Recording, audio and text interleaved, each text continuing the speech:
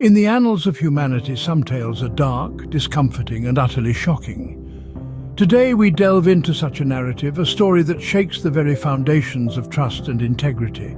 This is not a tale for the faint-hearted, so proceed with caution. Welcome back to our corrupt police forces. This is episode 10. It was a day like any other when Metropolitan Police Constable Liam Boshein committed an act so grotesque it would leave an indelible mark on the tapestry of law enforcement.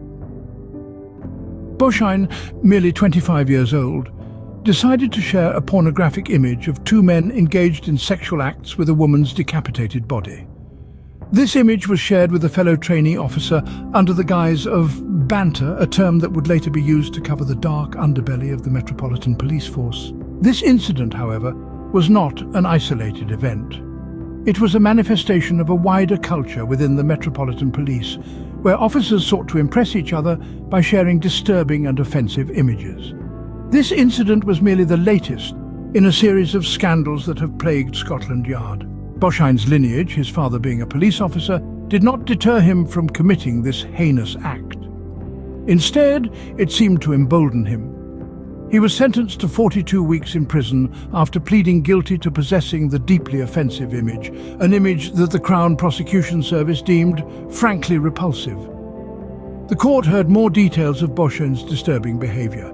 He had sent a message to a trainee officer making a crude comparison between the graphic image and a woman giving birth.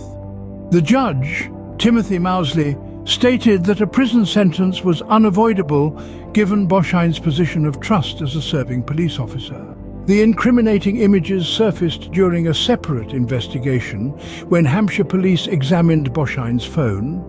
Although Boshein claimed he had no recollection of the image and denied deriving any sexual pleasure from it, the facts painted a different picture.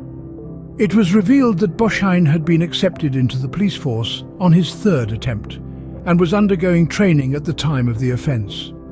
He was well aware of the standards of conduct expected of him as an officer of the law, which made his actions even more concerning. This incident, unfortunately, was not an anomaly. It reflected a disturbing culture within the Metropolitan Police, where the sharing of explicit content was seen as a means to impress peers. This culture had previously led to the imprisonment of PC Jonathan Cobban and former PC Joel Borders in relation to a WhatsApp group with disgraced officer Wayne Couzens. In defence, it was argued that while the photo and surrounding messages were unacceptable, no sexual gratification was involved.